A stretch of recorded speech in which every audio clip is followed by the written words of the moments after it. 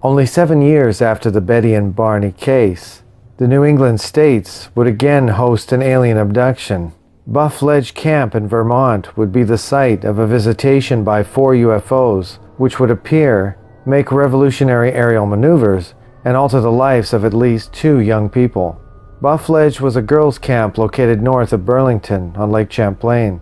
During their tenure as summer camp employees, Michael Lapp, a 16-year-old maintenance man, and 19-year-old water ski instructor Janet Cornell were relaxing at a boat dock on a slack day. On this particular August afternoon, the swim team had made a trip to Burlington to compete in a meet, and the camp was virtually deserted. Late in the afternoon, the 2 friends were enjoying the view of the sun setting over the water when a bright light appeared in the darkening sky. Michael thought they were being treated to a beautiful close-up view of the planet Venus. All of a sudden, the glowing light began to move downward and ever closer to Michael and Janet. The object, at first a round glow, now began to flatten out as it approached even closer. Michael would shout, quote, "Wow, Venus is falling," end quote. As the 2 steadfastly watched the light, 3 smaller lights seemed to drop from the larger one, which quickly moved up and disappeared from sight. The 3 smaller objects moved over the lake. They were obviously under intelligent control. The objects put on a type of show for Michael and Janet, doing zigzag maneuvers, loops, and then descended like falling leaves. The 3 objects now moved even closer to the 2 baffled teenagers. After forming a triangle, 2 of the objects pulled back. Michael would later recall a sound, quote, "like 1,000 tuning forks," when the 2 left the single craft alone. The lone UFO passed over Michael and Janet, then shot upward, and momentarily disappeared. It very soon reappeared, tilted to one side, and dropped into the lake.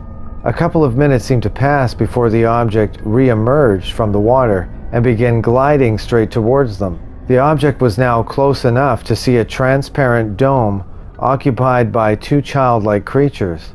Michael would describe the beings as having elongated necks, big heads, and no hair. Their eyes were also large and extended around the side of their heads. Michael began to sense a kind of communication with the 2 beings, watching them intently. Michael slapped his knee, and to his surprise, one of the occupants mimicked his movement. The craft now moved overhead and shot a beam directly at Michael and Janet, grabbing Janet's shoulder. Michael pulled both of them on their backs on the dock. Frightened by being kidnapped, Michael remembers screaming, quote, "We don't want to go," end quote. The light from the beam was so bright that Michael recalls being able to see the bones in his hand. The 2 teenagers both related that the beam had a, quote, "liquid feeling" to it, and gave them the sense of free floating. Their next conscious thoughts would be that of staring at the object again from the dock. The sky was now totally black, and Michael wondered how long he had been in this one spot.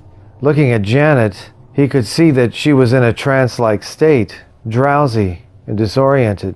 They now heard the sounds of the swim team returning from their meet in Burlington. The UFO now moved upward into the black sky, flashed its light beam repeatedly, and then vanished from sight. Strangely, Michael and Janet did not discuss what had happened to them, not now, and not for the next couple of weeks, when camp season ended. Maybe the strange things they had seen over the lake this evening were just an optical illusion. Maybe, but they weren't. After their summer camp jobs were over, Michael and Janet went their separate ways. During the next 5 years, Michael rarely thought about that night, but in time he began to have disturbing dreams about being kidnapped, abducted against his will. The dreams would come like they did, then the dreams would vanish like they did.